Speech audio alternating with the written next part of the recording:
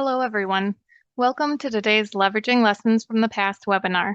Today's topic is on problem-solving thinking, an overview of DMAIC, A3, and PDSA. This is Heidi Zunger, an Education Program Manager for Mayo Clinic Laboratories. Our presenters today are Angela Fessenden and Amber Hansen, MA, both Senior Systems Engineers in the Department of Laboratory Medicine and Pathology at Mayo Clinic in Rochester, Minnesota. Just a couple of things to remind everyone before we begin today. There will be a question and answer session at the end of the program. You can submit questions online via the Q&A icon on Zoom. Please only use the chat function for any technical issues. Today's program is being recorded and will be posted to our website in a few weeks. And now I'll turn things over to our presenters. Thank you very much, Heidi. So my name is Amber Hansen. I am like Heidi said, a senior systems engineer within the Department of Laboratory Medicine and Pathology at Mayo Clinic. I have been at Mayo Clinic for just about 12 years. My previous experience was actually in radiology. So I started working in radiology as an X-ray tech, and then from there transitioned into my role in quality. So I have about 7 years of experience teaching process improvement concepts, and I have been in this role as an engineer for just about a year. Hello, everyone. I'm Angela Fessenden. I started in the labs about 19 years ago as a technologist. So really learning those technical lab processes and skills and how to apply them with process improvements. So I transitioned into quality roles, actually teaching and applying the quality management system and continuous improvement. So I've actually moved to 4 different divisions now within DLMP. So this has expanded my test knowledge and methodologies, and I have engineering experience and backgrounds, which has really been helpful for problem solving. So I've really been varied with the perspective of applying process improvements, and I have currently been in my role with the DLMP systems engineer as 2 years. So what exactly is a DLMP systems engineer? Our role within the laboratory is really to focus on continuous improvement. We foster a culture of frontline empowerment for problem solving, and we provide the frontline staff with the tools and the knowledge to do so and encourage that questioning of their processes and what they're doing with their workflows. We also teach continuous improvement concepts to support laboratory processes. We provide them guidance and assessments when they have workspace changes. We also help when there's new instrumentation or remodeling opportunities. We also coach and guide teams really through that implementation of managing for daily improvement boards. With MDI, the staff are able to recognize and celebrate their successes and each other, so that way they can visually track issues and problem solve in a structured framework. And they daily collaborate together to resolve and prevent issues that are important to them. So Amber and I are partnered together to support the division of CLMP, that is Community Laboratory Medicine and Pathology. The division of CLMP is actually part of the greater and larger DLMP, the Department of Laboratory Medicine and Pathology at Mayo Clinic. It's comprised of multiple laboratories. There's varying complexities for these labs. There's highly complex, moderately complex, as well as waived laboratories. These labs can consist of different levels of staff, and so they may have a mix of phlebotomists, some laboratory assistants, some technologists. Depending on their laboratory, it might be a medical laboratory technologist or a histotech or a cytotech. We also have medical leadership, those consultants and those pathologists. We also have various support staff, such as those technical specialists, quality, education, pathology reporting specialists, and then like supervisors and managers. Besides our regulatory requirements, we also have accreditations, specifically with the College of American Pathologists, the CAP. We also, as applicable, have the Association for the Advancement of Blood and Biotherapies, AABB, and one of our laboratories is ISO accredited with the International Standard of Organization. So Community laboratory in medicine and pathology supports the laboratory needs across the Mayo Clinic health systems. There are 55 laboratories that span across 46 communities in the Midwest, from the Southwest, the Minnesota area, all the way up through Northwest Wisconsin and Southwest Wisconsin.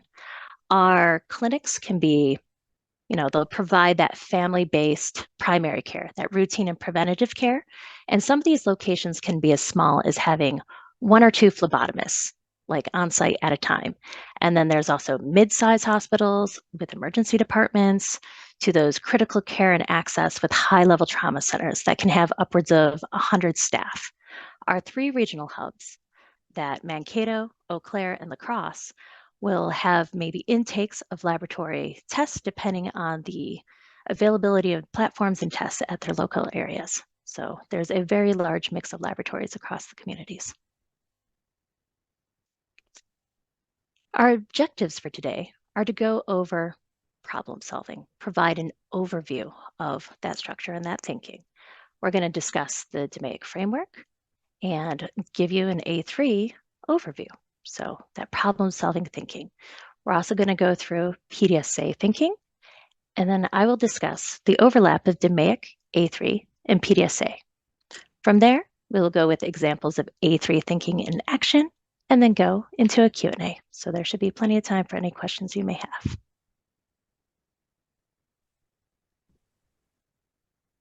So what is problem solving? Problem solving is really the process of finding solutions to difficult or complex issues. It also involves pulling in the correct stakeholders to the conversation so that they're really able to voice their concerns and be able to talk through the issues together. And it also involves that collaboration and that teamwork. So with the labs that Angela and I work with, our goal has really been to teach everybody in the labs to be able to problem solve. And if anybody can just learn to ask the question, what is the problem that we're trying to solve? It will really help to change the culture and move our teams towards that foundation of being able to accurately problem solve. So the framework that Mayo Clinic uses is known as DMAIC. DMAIC stands for define, measure, analyze, improve, and control. And this is really the basis of problem solving and the thought process that we utilize and we teach our teams. And we're going to walk through each of the phases today. So the first phase of DMAIC is define. The overall goal of the define phase is to really be able to clearly understand the problem at hand and the gap in quality that is occurring. Being able to provide some background information surrounding that problem is also extremely helpful because it further helps to articulate what the problem that occurring is. During this phase, we also really want to be able to understand what better looks like to help us develop what our goal statement will be. We know where we are at with the current state, but where do we want to be in ideal state and what does that look like? And the final piece that is critical during the define phase is to really be able to determine the stakeholders that are impacted or that could potentially help influence the change. Being able to identify those stakeholders early on is really critical so that they can be involved and be a part of the change, as well as to help spread the communication and awareness to the teams. So you can see a quote here on the screen from Albert Einstein. If I had an hour to solve a problem, I'd spend 55 minutes thinking about the problem and 5 minutes thinking about solutions. So this really highlights on the importance of being able to understand our problem, spend the majority of the time on the left-hand side of the A3, which is what we're going to talk about in a little bit, but really being able to define the problem before we jump into solutions. The next phase of DMAIC is measure. The overall goal of the measure phase is to be able to understand how you will be measuring your problem and understanding the baseline as well as the current state. The measure phase is an extremely important part of the problem solving process because it really allows teams to understand what data is needed to better understand the problem that they are currently experiencing. Data also helps to understand how big or small the problem is, and it really helps to change conversations from people saying what they think the problem is or what they perceive the problem is to really what is the data showing that our problem is. Data helps to drive decisions that are based on what is actually happening versus, again, what those individual opinions may be.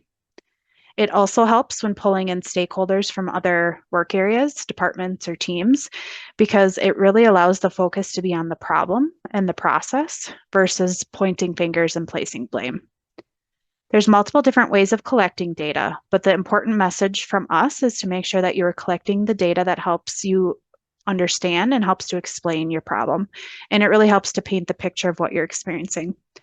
So in most cases, there's many things that can be measured, but it really takes some discussion from the team members as well as the stakeholders to really determine what information is the best to measure that will really help support what you're seeing with your problems.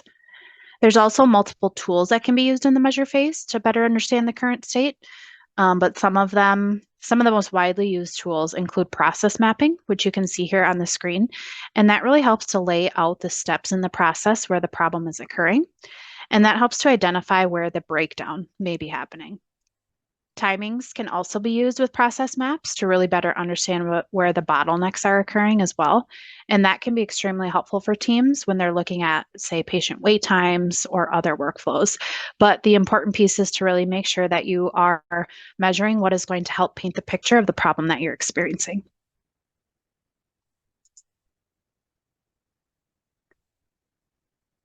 So now that we've identified our problem, and then we've collected the data to support it, as well as identified what better looks like or what our goal statement is going to be, it's time to move on to the next phase, which is analyze. The overall goal of the analyze phase is to determine the root cause of the problem. Typically, what happens is people will skip this phase and they'll jump right to solutions. This part of the problem-solving process is arguably the most important because if we don't get to the root cause of the problem, then we will continue to put Band-Aid solutions in place, which doesn't actually solve the problem in the long run.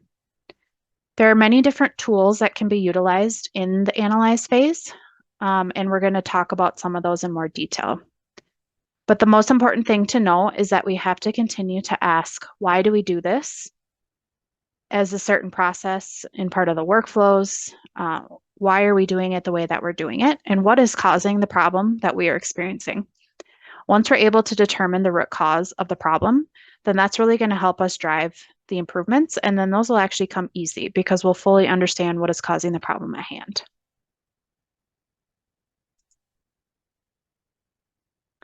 So the fourth phase of DMAIC is improve. And the overall goal of the improve phase is to plan out and test interventions that will solve your gap in quality. Sometimes problems identified may be solved after one test of change.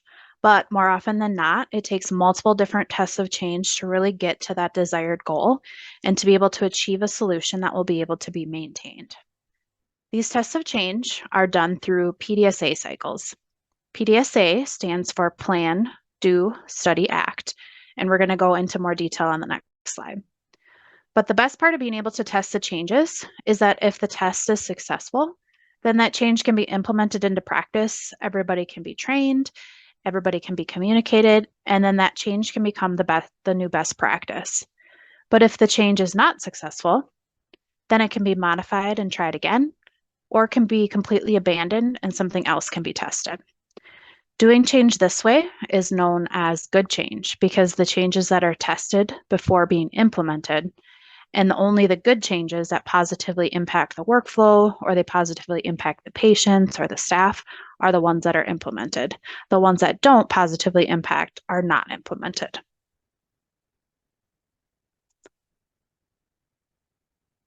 The fifth and final phase of DMAIC is the control phase. The overall goal of the control phase is to be able to determine how to sustain the gains and the improvements that have just been made. The first key piece of the control phase is to be able to identify the operational owner. This helps to ensure that there's proper ownership and accountability to the improvements that were made. So after everything was improved and the teams are communicated with, we have to make sure that somebody is going to own that going forward for the accountability piece of it. The second piece is being able to identify the metrics that will continue to be monitored, along with a reaction plan for what actions to take if those metrics are not sustained. So if the improvements slide back after a few months, we need to dig in and really figure out why. This also helps to ensure that there's long-term sustainability with the improvements. as well as being able to continue to spread those improvements to other areas. This phase also really allows teams to reflect on their success and determine lessons that were learned so that they can share them as they move forward.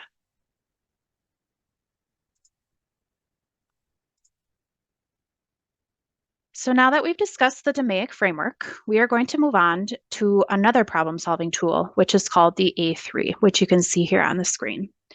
The A3 is a tool that was first used at Toyota in their manufacturing system. The A3 is actually a size of an 11 by 17 piece of paper, and the concept behind the A3 is that all of the problem solving can be done and documented on this single sheet of paper. It allows teams to problem solve together, be able to visualize the data.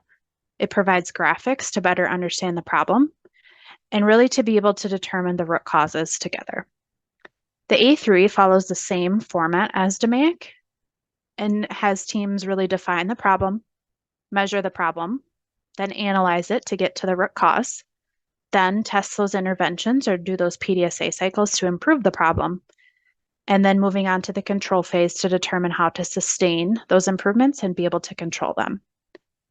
The A3 also provides teams with the format to determine their goal so that they can really understand their baseline data and work towards improvements that will drive towards their end goal. When teams are working on an A3, it's important that the majority of the time is spent on the left-hand side, really defining what the problem is, understanding how big of a problem it is by being able to put data behind it, and then continuing to dig down to determine root cause, all before those solutions are put into place. When teams spend the majority of their time on the left-hand side, then once it is time to move to the right side, those solutions come easy because it is really fully understood what's causing the problem. So just like we saw on an earlier slide from Einstein, if we had an hour to solve a problem, we'd spend 55 minutes thinking about it.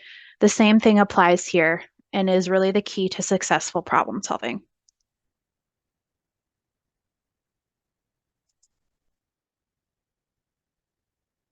So plan, do, study, act is another method that can be used when looking at identifying and being able to solve problems. PDSA cycles can be used as a standalone way of problem solving, or as we have just seen within the DMAIC framework as well as the A3, they can be used within those frameworks as well. So when developing a PDSA, first the team starts with determining what it is that they want to test and how to actually carry out that test. Then, once that is determined, the team will then test the change and measure it to determine if the change was successful or not. In study, the teams will analyze the data, which will then help them determine what to do next in the act portion. You can either adopt the change because it was successful, you can abandon the change because it didn't work how you thought it would, or you can alter the change and try something different. PDSA cycles are iterative tests of change, so multiple different PDSAs can be done to solve the same problem. And it really is important that the team is involved in developing and testing the change so that they can support and advocate the new way, as well as be there to help train and communicate with other members of the team. It really helps with the change management portion of making change when the teams are involved and they really drive the change within their work units.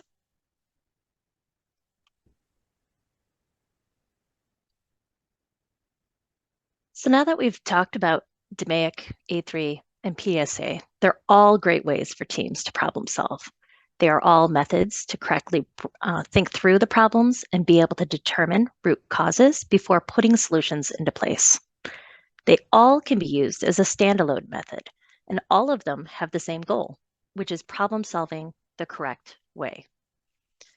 This image shows the overlap of DMAIC and an A3. There are a ton of different A3 templates that are out there and available. And you may notice that this one actually does have a variation and highlights the theme as well as the background. It is important to note that there isn't like an extremely set template that you should be using. It is more important to know exactly the overall thought processes as you think of the problem solving versus the data that you should be putting or information you should be adding to each box. So you can see how the different phases of DMAIC line up with this A3. First, you define the problem. Then you measure and you put some data behind it. Then that last step on the left-hand side is to analyze, and you determine that root cause. The first 3 phases happen on that left-hand side. And then from there, you jump over to the right-hand side where improvements are tested. And then you move into the control where the improvements are sustained.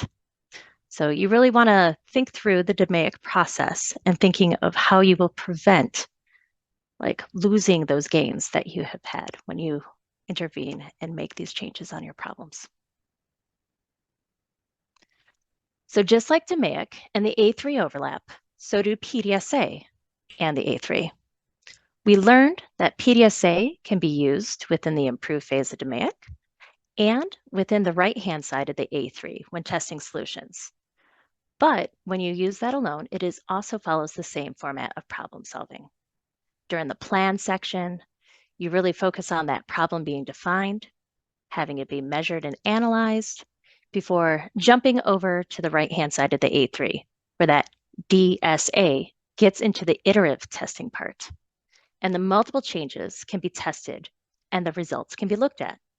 Then you determine the next steps to take, and that could potentially be to either adopt that change, abandon the change, or alter the change and test again.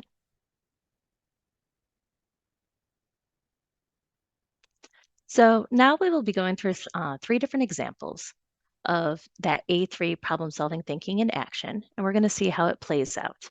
So for example, in this first problem, the lab team is having a situation where the patients are getting lost and they are unable to find the patient waiting room after their phlebotomy collections.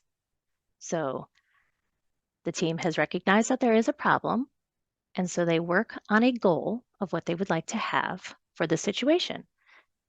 Ideally, they really want to ensure that all patients should be able to return to the waiting area without any issues or getting lost. The team has defined the problem, and now they want to get some data and make sure what is going on and better understand that problem, looking at the overall current state of things that are happening. So they have some discussions so they can better understand. And at a huddle, there's a mix of different information that is shared. Some team members share specific examples. Patients are currently getting lost in a lab location is actually one of the options to exit the collection area. So there's actually phlebotomy and lab staff that have seen this problem. And so some of the staff are directing the patients on where they go. This is a situation, an issue that could be very site dependent. There could be different causes that happen, but they have these specific examples. And so they're able to measure and count how many different patients this has occurred with. So they find what's called a SMART goal using their measured data and what they've come up with. And their goal now is to have a finite goal to decrease the number of patients who are lost in the collections area, in the lab area, from 2 a week to 0 by a defined time frame. So the team moves forward. They do some brainstorming to try and better understand why are the patients getting lost? Why are they unable to find their area and their way after these collections? And so they're really digging into trying to understand that problem and what could be causing that problem. This scenario can be very unique depending on the lab or the site location. So the different methods of analyzing and getting into that root cause analysis may be unique depending on the causes. That there could be construction, it could be a new lab zone, could have movement, patient demographics.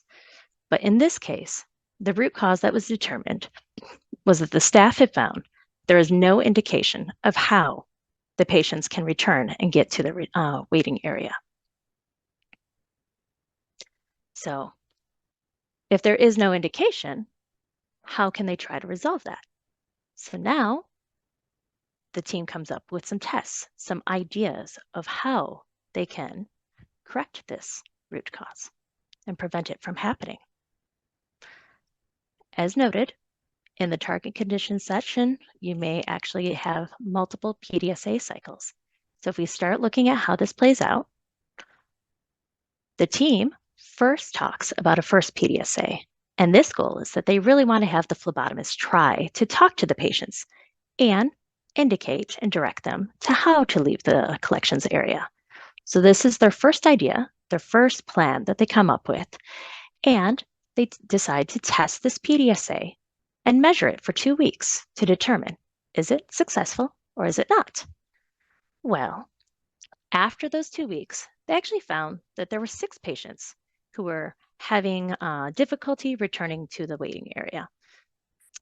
They go back to the drawing board, try and determine what might be causing that. Maybe there's different language barriers or hearing issues. Maybe there's distractions in the work area. So they come up with a second plan. So in this case, they alter their plan, maybe not abandon it completely because they still want to have that resolution of 0 patients getting lost. At the drawing board, they decide, how about our plan is to add arrows. We will add a visual indicator on the walls to indicate the directions that patients should be leaving.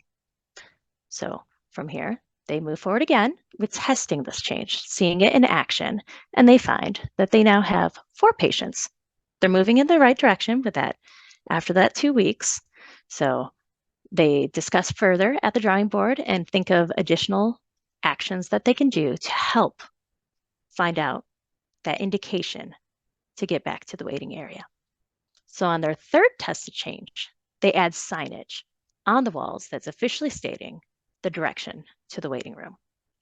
They test this further, and after that, they find that they hit their goal of having 0 patients getting lost. Everyone is able to get back to the waiting area without any issues.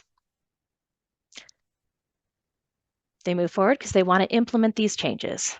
They've been able to do this, and so we move back into that right side of the A3. They add their notes to the A3 section. That way they have that documentation of what they tried, what they came up with, and the ideas for later references. And they come up with an implementation plan. Also pointing out that this is that PDSA in the smaller section of an A3 because they had multiple PDSA cycles that they tried. Team moves forward with the control. They're going to install some approved permanent signage and arrows. They found that feedback was both of those together were working very well. And they move forward with monitoring it. They want to make sure that their implementations and changes, those interventions that should hopefully prevent that root cause and issue and problem from occurring, if they actually found that root cause, to ensure that they intervened on this problem. So they track. They do not have any more instances of patients getting lost. They assess this, and after 4 weeks, they still have 0 patients getting lost. The team would discuss and find out what they may need to do if they have another instance, and they can go back and look at it further if they need to in later dates.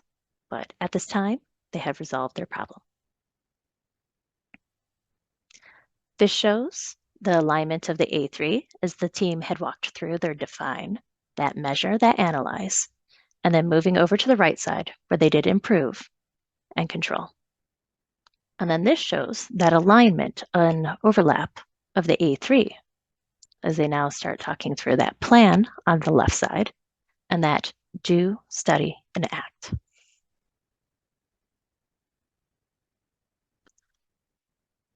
Our next problem that we would going to show for the example of problem solving with that A3 in action is that staff, a lab team, are having an issue where they found that when they went to the refrigerator to get reagents, some of the reagent bottles were expired. So they actually had to go ahead and dispose of the reagents because they can't use expired reagents. So this was a concern that the lab team had, and they wanted to move forward with discussing and finding out more about this problem.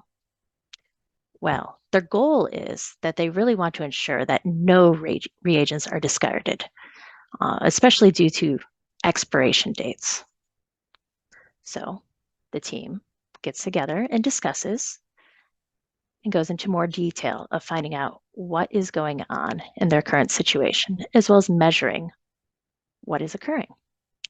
So the team finds that some of the reagents are stored in 2 different refrigerators. There's actually multiple staff that are ordering the reagents, and other staff are putting reagents away. People have found that when they check both the refrigerators, they find that the reagents that are rarely used are often found in the back, while the reagents used more often are in the front. So it sounds like that there's multiple factors and potential concerns with this problem. So they, using this information, they measure and come up with the quantity of the reagents that were discarded. They think of how they want to measure their improvement, to think of what is their baseline and what is the true gap in quality. And so they come up with a SMART goal to reduce the cost of the expired reagents from this $1,500 a month that they had to 0. And they give themselves a deadline. So they now know what their goal is. Now the team needs to figure out the idea of why did this problem occur? So they go into that root cause analysis. They start thinking of what can they do and why is this problem occurring? So 5 whys is actually a good scenario for this. Of the team is asking, why are the reagents being discarded? Why are staff finding multiple bottles of the same reagent for their tests? So they're able to determine that their root cause is that there is actually no standard for the ordering process. Now, with this in mind, they then talk about what types of interventions can they do? What can they try to prevent and have this problem from occurring again? So they try, in this case, they try their first PDSA, which is to reorganize the 2 refrigerators to have labeled sections. That way staff know where to store their reagents. They test this for a month to try to see if their plan works and is effective, and they find that they still had some reagents that needed to be discarded of because of that expiration date. They try another PDSA. They went back to that drawing board and they create a new plan. And this one is to have visual indicators and space to actually show the minimums to order for each reagent in the refrigerator. They also determine, when they're discussing this, that maybe they should fold into this plan training for each of the people that is ordering. That way they handle that concern and issue that they had of there's multiple staff that are ordering and multiple staff that are putting away supplies. So this is kind of a more complex plan. And in doing so, this resolution, it kind of incorporates the concepts of 5S you may have heard, where you organize the workspace to be clean and orderly, to make things, the quantities visible. So they're really sorting and setting and shining and standardizing their process, so that way they can sustain it. And they found that with this, that after testing, they actually had $0 of expired reagents to dispose of. After doing these multiple tests of change, those little PDSAs that are within the A3, they now move forward with their implementation of how will they sustain this? How will they check to see that this does not slide back or occur again? So the teams move forward with laminating visual indicators in the refrigerator, making sure that they know the standard. They've set that standard of where the reagents are to go. So that will help making sure people know where in the refrigerator they should be placing those reagents when they go to put them away. They also update their ordering guidelines to include these changes. So that way they're incorporated into the process. And the great thing for doing that into a guideline is these procedures and these processes of like what you do, they're on a time schedule to make sure that you refresh and review them and make sure that, hey, is this process still appropriate at this time? So they can go back and question it in the future.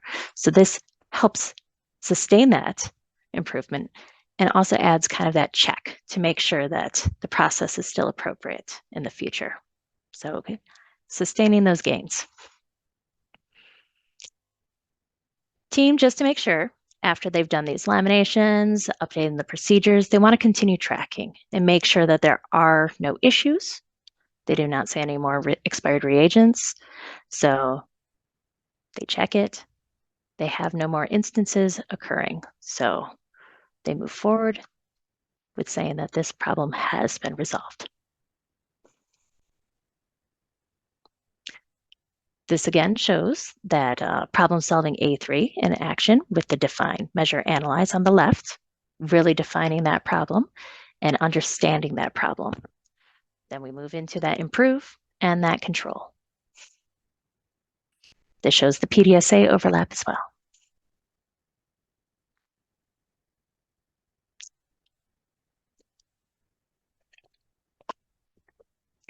Our third problem today that the team discusses is really trying to define like what is, for example, they have a situation where there's a lack of available ice for their collection tubes.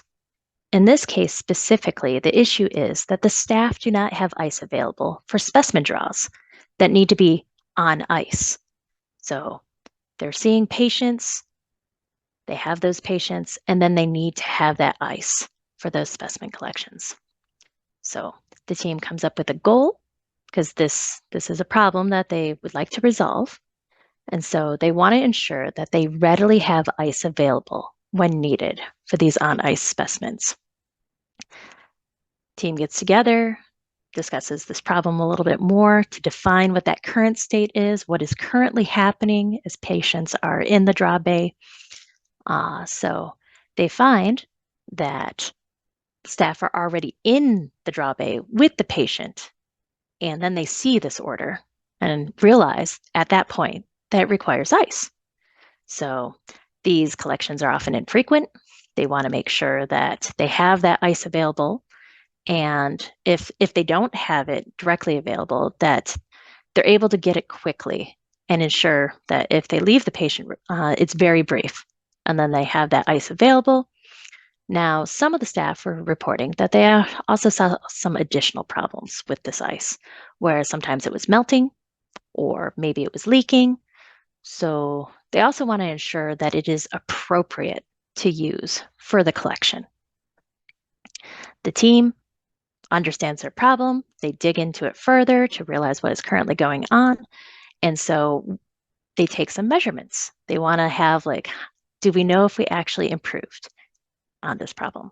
So they take some timings to determine how long it takes for a patient draw.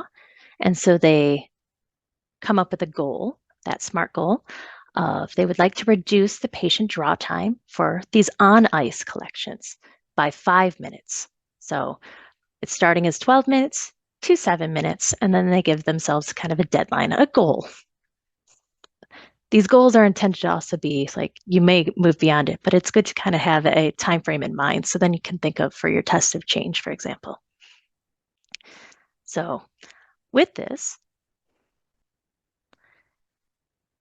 they go into the root cause analysis.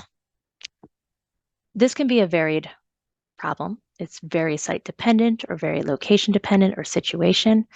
Different staff could have the same problem at multiple locations. So this is where when you really look at your potential causes and focus on for your problem with the root cause analysis, you want to make sure that they are applicable for your location. So with the multiple aspects and challenges with this problem, the team looks at potential causes for like why they're not having the ice for these ice specimen collections, and they decide because of the different variables to try a fishbone. So they look further at these potential causes of asking, why is the ice not readily available? And the team determines that the root cause is not enough ice is available in the shared ice container.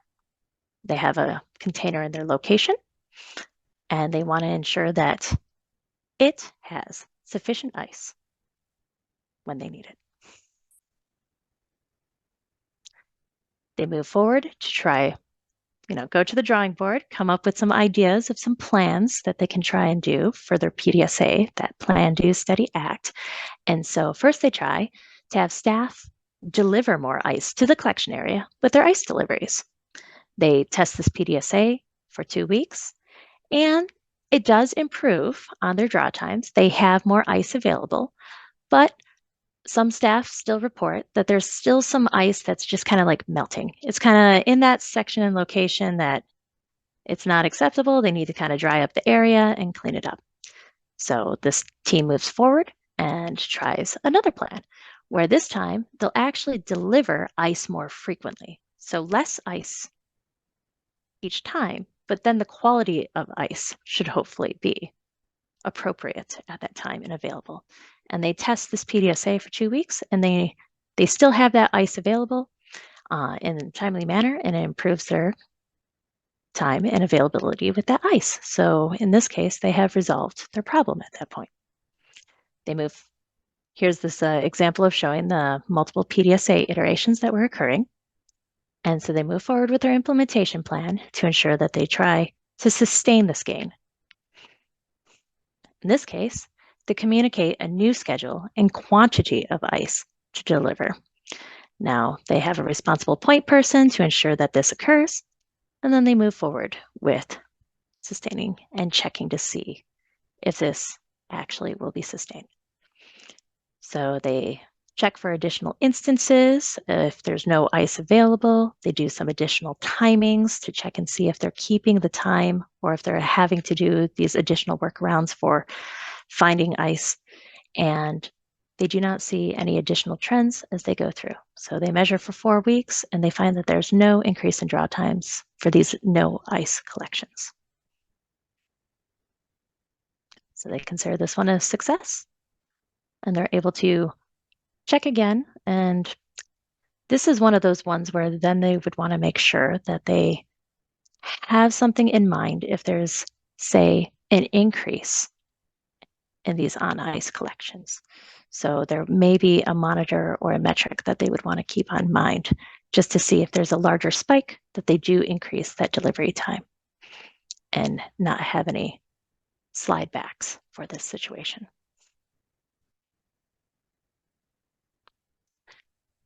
Here's that define, measure, analyze, and improve and control. As mentioned, you really want to understand that problem on the left side, that coming up with your plan as you define that problem and truly understand it and get to the root cause. And then as you come up with those ideas to improve and those different interventions to try. So you have the plan on the left, the do, study, act on the right, and this would be the problem solving thinking in action. With that, do we have any questions? Thank you, Angela and Amber. As Angela mentioned, at this time, we would like to take any questions that you may have. Please submit your questions through the Q&A icon in Zoom. There is a question asking if you will get a copy of the slides, and the answer to that is yes. Handouts should be uploaded into the registration system where you signed up for the webinar, so you will have access to those there. Okay, well, if there are no questions today, then we'll give a little extra time back. I would like to thank you all for participating in today's Leveraging Lessons from the Past webinar. If you do have questions and maybe something comes up that you think of later, feel free to include those in your evaluation that will be sent out following the program. You may reference the link in the chat, which I will put in there momentarily. And then laboratory credit is extended for this program. Upon finalizing your evaluation, you'll have the option to claim credit and print your certificate. As a reminder, this program was recorded and will be archived on our website in a few weeks. Thank you again for joining us for today's webinar, and I hope everyone has a great day. I do see a question in the chat. Did we want to answer it live? Sure, go ahead if you'd like to. The question is, how long do you monitor for sustained improvement? So this could be very variable based on the type of problem that you are trying to resolve. You may have, for example, some required key performance indicators or metrics that are required for compliance by your laboratory. So those may be something that you already have built into your quality management system. But this is something where I would highly recommend, depending on how many data points or instances you have to collect, that you will most likely sustain and try to monitor it for at least a month, if not upwards of 3 months. It depends on what that control is that you have for that sustained gains.